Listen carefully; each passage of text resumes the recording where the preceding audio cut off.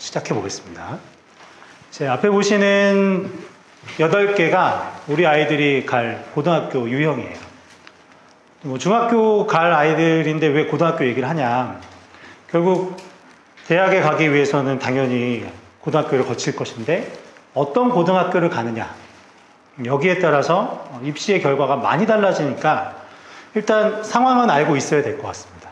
그래서 이 자료집에 보시면 해당하는 내용들 다 있거든요. 그래서 필요하신 거 메모도 하시고 이러면 좋을 것 같은데 우리 아이가 자연계를 희망하고 좀 공부를 좀 잘하는 편이다. 그러면 중3 때 6월 달부터 시작되는 영재학교 시험을 시작으로 여기서 떨어지면 과학고를 시험 보고 과학고에서 떨어지면 전국자사고를 시험 보겠죠. 여기로 응시하겠죠. 여기도 떨어지면 이제 일반고를 가는.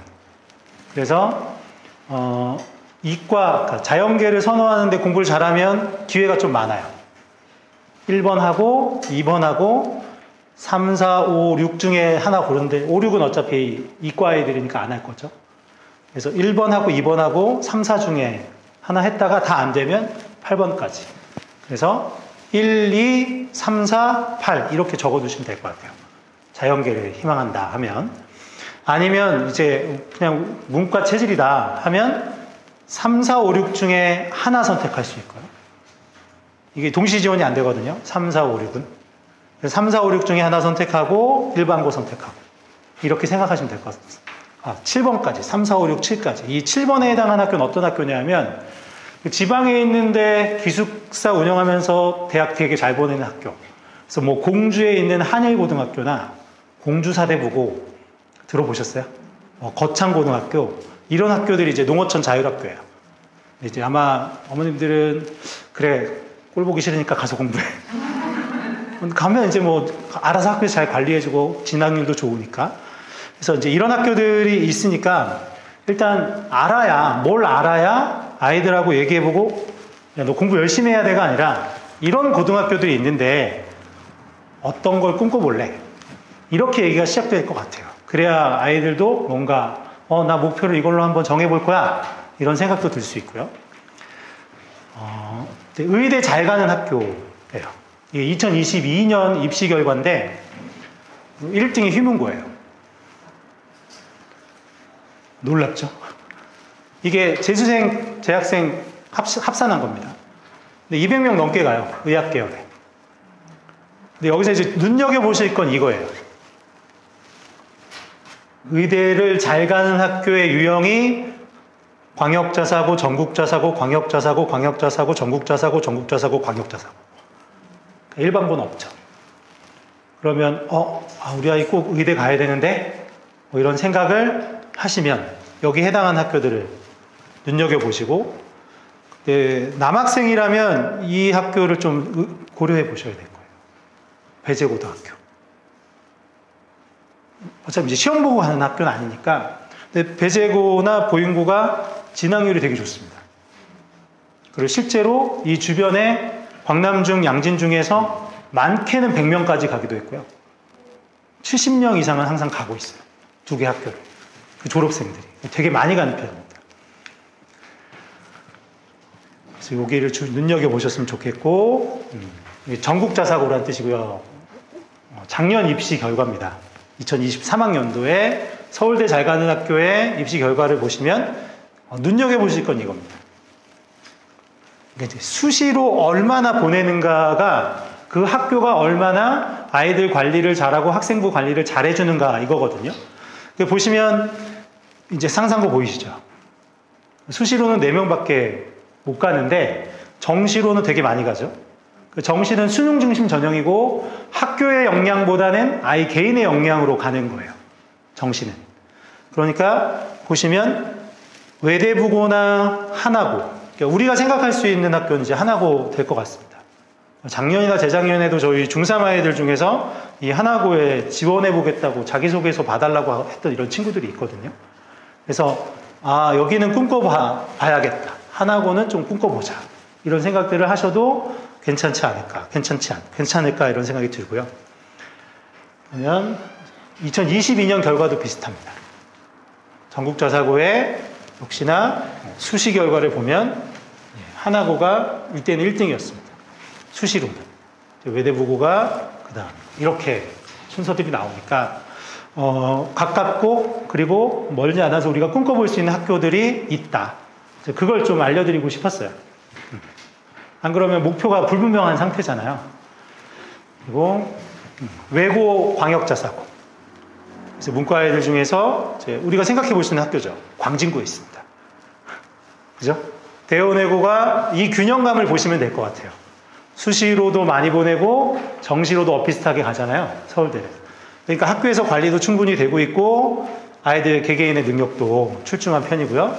이제 세화고나 휘문고 같은 광역자사고를 보시면 수시로는 거의 못 가죠. 근데 대부분 정시로 가죠.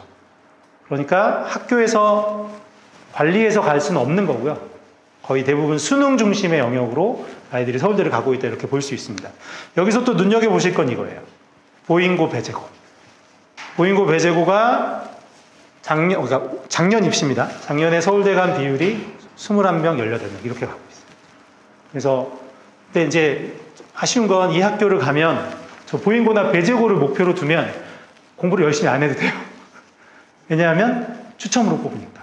추첨 이후에 면접이니까. 따로 시험을 보는 내신을 반영해서 뽑는 학교들이 아니거든요. 그러니까 애들한테는 이제 이런 것들은 안 알려주시는 게 오히려 나을 수도 있을 것 같습니다. 그래서 더 위의 학교, 아까 보셨던 과학고나 영재학교나 특목고 중에서 외고, 국제고 이런 데를 좀 생각해 보시면 어떨까 싶고요. 2022년 결과도 거의 비슷할 겁니다. 그래서 역시 대원외고가 가장 많이 가죠. 그래서 여기를 좀 어학 쪽에 좀 뜻이 있다 이러면 가는데 외고에서도 중요한 과목은 수학이에요. 수학 성적이 뒷받침돼야 좋은 학교로 갈 수 있어요. 역시 이제 배제고와 보인고는 계속 이런 추세입니다. 서울대를 19, 18명씩 보내는 학교가 돼버렸고요. 서울대 수시 일반 전형 합격자들의 출신 고교가 있는데 눈여겨보실 건데요. 이게 수시로 뽑은 학생들의 한 학교당의 평균 합격 인원인데 보시면 그냥 일반 학교는 0.29명 가는데 자사고는 6.84명, 뭐 과학고, 영재고, 외고, 국제고도 되게 많이 가죠. 근데 이게 놀라운 사실이 있는 게 이 입시 결과가 어떤 제도를 시행한 뒤에 나온 거예요. 그게 뭐냐면 출신 고교를 가렸어요. 학생부에서. 고교 블라인드를 실시한 뒤에 나온 결과거든요. 근데 고교를 가리니까 더 두드러지는 거예요. 왜냐하면 그 학교만의 과목들이 있으니까. 예를 들면 국제고를 가면요. 국제고를 가면 과목 중에 미시경제학, 거시경제, 국제관계 이런 것들을 배우거든요. 그러니까 교과목에서 드러나는 거예요. 이미 생기부에서도. 그래서 어떤 학교인지 가리니까 오히려 자사고와 국제고와 외고와 이 특목고들의 합격률이 더 도드러지더라. 이런 결과가 나와서 덧붙여서 고교학점제 관련해서 어머님들 아마 되게 궁금해하시고 정보도 많이 찾아보시고 하셨을 텐데 결국 제가 개인적으로 내린 결론은 고교학점제를 시행하는데 특목자사고를 유지하면 특목자사고를 가야죠. 원래 취지는 고교학점제를 시행하면서 특목자사고를 없애는 거였단 말이죠. 근데 이 학점제를 시행하면서 특목자사고를 유지했으니 거기에 뜻을 두고 공부를 하는 게 맞다고 보입니다. 그래서 실제로 외고 같은 경우는 경쟁률이 되게 낮았어요. 계속. 없어질 학교라서 왜냐면 없앤다는 이야기가 나온 뒤에 경쟁률이 미달인 학교들도 꽤 많았었고요. 2대1을 안 넘어갔었습니다. 외고 경쟁률은. 근데 아마 점점 올라갈 거라고 생각이 들어요. 그래서 이제 외고나 국제고는 선발할 때 영어 내신. 기본적으로 A를 다 받아야 된다 이렇게 생각하시면 될 것 같아요. A를 다 받자. 그리고 이제 전국자사고인 하나고 이런 데 가려고 해도 A를 다 받자. 그래서 중학교 성적을 A로 다 받자. 이렇게 마음 먹고 계셔야 되고 아이도 그렇게 각오를 하고 준비하셔야 될 것 같습니다. 근데 이제 이 외고 국제고 선발 방식에서 동점자 처리에서 좀 중요한 게 있어요. 동점자는 국어 사회 과목을 가지고 처리해요. 3학년 2학기 국어 성적. 그것도 똑같아? 그러면 3학년 2학기 사회 성적. 그것도 똑같아. 그러면 3학년 1학기 국어, 사회, 2학년 2학기 국어, 사회 이런 순으로 동점자들을 처리하거든요. 그래서 국어나 사회 과목이 되게 큰 역할을 할 겁니다. 기본적으로 여기에 오는 애들은 다 A를 가지고 올 거니까요. 영어 성적은. 전국자사고도 이제 내신 성적과 출결을 가지고 하는데 내신 성적은 학교마다 반영 과목이 조금씩 달라서 어찌됐건 기본적으로 이런 학교를 가려면 내신은 다 A를 받는 걸 목표로 하셔야 된다. 이렇게 생각하시면 될 것 같습니다. 광역자사고 아까 보셨던 여기 이제 대제고나 보인고나 이런 학교들은 1단계 추첨, 내신 성적 안 봅니다. 안 보고 1.5배수를 추첨으로 선발한 뒤에 면접을 봐요. 자녀가 여학생인 분 한번 손들어 보시겠어요? 여학생의 경우에 광역자사고를 갈 곳이 마땅치 않습니다. 한대부고가 이제 여기서 제일 가까운 학교인데 광남고만 못하다 이런 얘기들이 있어요. 동대부여고만 못하다. 그래서 한대부고는 실제로 면접도 안 봐요. 그냥 1.5배 그러니까 미달라는 경우도 있었고 그러니까 학교에 대한 선호도가 많이 떨어지는 편으로 바뀌었어요. 그리고 이제 아이가 공부를 되게 많이 할 게 아니면 추천을 안 드려요. 예를 들면 내신 과목에서 시험 범위가 교과서와 이제 부교재라고 하는 문제집 한 두세 권이 들어가요. 그러니까 그거를 다 해내야 돼요, 애들이. 안 그러면 내신을 못 받아요. 그래서 한대부고 애들이 어떤 얘기를 하냐면 어마어마한 양의 시험 범위의 문제를 다 풀면서 하는 이유, 이렇게 하는 이유는 이거 안 하면 성적이 안 나와요. 이걸 해도 성적이 잘 나오는 게 보장이 안 되지만 그 양을 다 안 해도 안 하면 성적이 안 나오더라라는 경험을 갖고 애들이 공부하더라고요. 그래서 공부량이 되게 많다. 근데 입시 결과는 그렇게 썩 좋지 않은 편이다. 이렇게 좀 알고 계시면 될 것 같고 이게 이제 중요할 것 같습니다. 중1은 목표를 세우는 시기다. 그래서 고등학교에 대한 목표를 설정하는 것. 이게 이제 어머님이 아이와 이제 정보를 가지고 오면 같이 얘기가 시작되잖아요. 그래서 이런 학교들이 있다는데 너는 어떤 학교들이 좋아?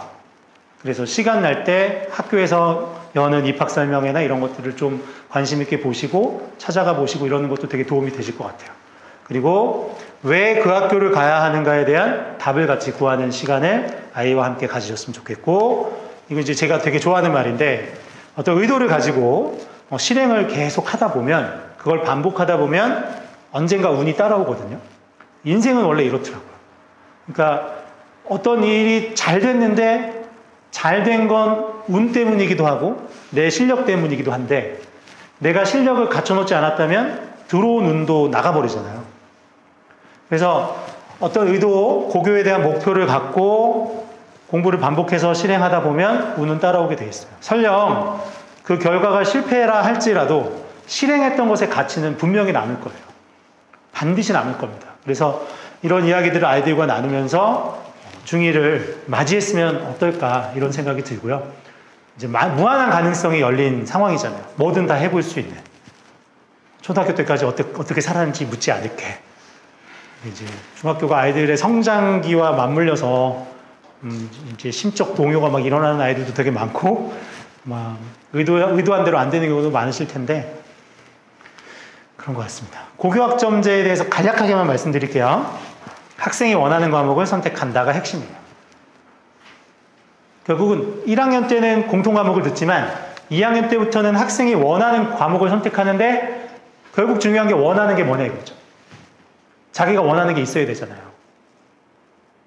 그러니까 그 원하는 거를 어머님과 집에서 이제 만들어 주셔야 될 것 같아요. 아, 너가 이런 걸 원하는구나. 너가 이런 진로를 희망하는구나. 그런 게 만들어지지 않으면 고등학교 가서 2학년 돼서 이제 과목 선택을 못 하겠죠. 근데 저는 이제 한편 이렇게 생각하는 게 있어요. 원하는 게 없을 수도 있잖아요. 고작 13년, 14년 살아놓고 어떻게 10몇 년 살아놓고 자기 인생의 진로를 딱 정해서 난 이거 할 거야. 그리고 중간에 바뀔 수도 있는 거잖아요. 원하는 게 없을 수도 있다는 생각은 들어요. 꿈이 없을 수도 있고 뭐가 되고 싶은 게 없을 수도 있다. 그럼 이때 중요한 게 뭘까요? 나는 뭘 원하는 게 없어. 나는 뭐가 되고 싶은 것도 없어. 근데 이때 뭐가 있으면 되게 도움이 되냐면 좋은 친구들이 주변에 있으면 되게 좋아요. 아이 주변에 어떤 목표를 갖고 가는 친구들이 있는 거예요. 무슨 말씀인지 알겠죠? 사실은 부모님의 영향보다 고등학생이 되면 친구들의 영향을 더 많이 받을 거예요. 그럼 그런 친구들이 있는 학교를 가는 게 중요한 거죠. 그러니까 어떤 학교인지 아시겠죠? 주변에 보니까 다 열심히 하고 꿈을 가지고 있어. 쟤는 사춘기라서 막 질풍노도의 시기를 보내는데도 열심히 살고 있어. 할 건 하고 있어. 이런 거 있잖아요. 그래서 원하는 과목을 선택하는데 우리 아이가 원하는 게 없을 수도 있다. 없다고 생각하는 게 더 그렇게 정하시는 게 더 나을 수도 있어요. 그리고 그 원하는 건 자기 주변의 친구들이 원해서 같이 원하는 것일 수도 있거든요. 그래서 좋은 환경을 만들어주자. 그러니까 나중에 이제 저희 학원에서 계속 수강을 하시면 3학년 되기 전에, 중3 되기 전에, 중3쯤에 학교 선택에 대한 이제 고등학교 선택에 대한 안내도 쭉 해드릴 거예요. 그러면 이 주변 학교들의 대학 진학률, 어느 학교가 성적을 받기 더 좋은지, 그래서 공부하는 학습 환경은 어디가 어떤지, 이런 정보들도 드릴 수 있거든요. 그때 또 이게 중요한 어떤 기준이 될 것 같습니다. 평가 방식은 이렇게 확정이 돼서 고1은 상대평가 등급제가 되고 고2, 3은 절대평가 A, B, C, D 이렇게 나뉜다고 얘기를 들으셨을 거예요. 결국 대학만 머리 아프게 생겼어요. 애들을 어떻게 선발하지? 이런 상황입니다. 수능은 어렵게 되지 말라고 했는데 그럼 어떻게 애들을 선발하지? 이제 대학의 고민이 커졌을 것 같아요.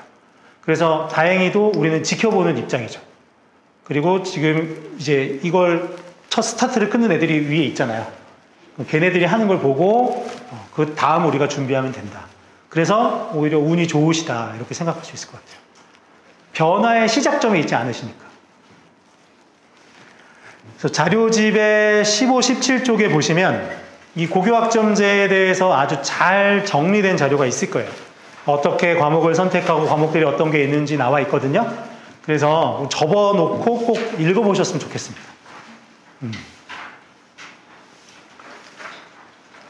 설명을 듣는 거하고 직접 읽어보시고 또 설명을 또 한 번 듣는 거랑은 완전 차원이 다르니까 읽어보시고 이런 거구나, 이렇게 준비되고 이렇게 변화하는구나 라는 걸 알아보셨으면 좋겠습니다. 그래서 꼭 시간 내서 읽어보셨으면 좋겠습니다. 자, 이제 앞에 보시면요. 그 자료집에도 이 해당하는 내용이 있을 거예요. 중학교 국어랑 고등학교 국어는 많이 다르다는데 뭐가 다른지 이렇게 수치로 보여드릴게요. 여기 이제 주변에 광남중학교 2학년, 3학년, 양진중학교 2학년, 3학년의 국어 성적 결과물이에요. 그래서 이제 눈여겨보실 게 뭐냐 하면 A, 90점 이상이요. A 받는 애들이 50%, 42%, 46%, 특이한 경우가 한 번 있었어요. 12% A 시험이 엄청 어려웠었습니다. 광남중이 시험이 좀 어렵다고 얘기 듣잖아요. 이제 문법이 시험 범위에 들어갔을 때 이런 일이 벌어졌어요. 저희 중학교 선생님이 당시에 시험지 보고 우셨잖아요. 이게 무슨 고등학교 시험 문제도 아니고 고등학교 애들 수준으로 문제를 낸 거예요. 문법 문제를. 근데 올해도 문제를 어렵게 내더라고요. 교과서에 없는 내용을 해석해서 풀어보라고 하는 문제들. 중학교 수준에서 그걸 내고 있어요. 그래서 입시 결과가 광남중하고 양진중하고 많이 갈려요. 고등학교 가는데 광남중은 많이 갈 때 7명, 8명, 9명씩 과학고 가고 이랬는데 양진중은 1명 없거나 이런. 그래서 좀 그런 차이가 좀 많이 납니다.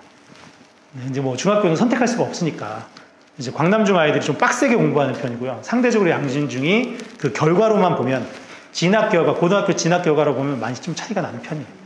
근데 이제 그걸 자료로 굳이 안 보여드린 게 선택하는 게 아니니까. 선택하실 수 있는 문제가 아니니까 제대로 알면 속만 상하실 수도 있어서. 그래서 근데 이제 보시면 많게는 50%, 심지어 여기 보시면 2학기 어떤 경우는 60% 이상이 A인 경우도 있어요. 그러니까 이게 이제 뭘 말하냐면 중학교 때 국어를 학교에서 시험 봤는데 나 A야. 90점은 나오지. 그래서 2학년, 3학년 4번 시험 다 A 받았어. 난 국어 잘해. 고등학교 갔어요. 고등학교 1학년의 내신 성적이 이제 등급제잖아요. 1등급부터 9등급까지. 4%까지 1등급, 7%까지, 그러니까 11%까지 2등급, 다음에 23% 이렇게 되죠. 제가 여기에 이제 내몰친 이유는 앞에서 중학교 내신 A 받은 애들이 많게는 50%, 60%까지도 되잖아요. 그럼 우리 아이가 60%에 해당하는 A를 받았어요. 여기일 수도 있는 거예요. 그러니까 정리하면 중학교의 A는 고등학교의 1에서 5등급까지 가능한 겁니다. 근데 국어는 쉽게 생각하거든요. 수학은 계속 뭔가 평가하고 고등학교 문제도 풀면서 자기 위치를 계속 확인하는데 국어는 그게 잘 안 돼요. 그래서 성적이 좀 나오고 내가 성적이 좀 나온다. 나 A 받았어. 그러니까 나 못하지 않아. 그래서 내신 때만 수업 듣고 내신 때만 공부 반짝하고 그러면 당연히 A 나와요. 근데 그 A가 진짜 A냐. 그래서 만점을 받지 못하는 A면 다 문제가 있는 거라고 생각하시면 돼요. 이건 이제 뭐 A인데 이건 이해되셨죠? 무슨 말씀인지. 1에서 5등급까지의 이 정도의 범위를 다 A가 커버하는 거다라고 보시면 됩니다. 그래서 진짜 A가 되려면 어떻게 해야 되는가? 고민되시죠?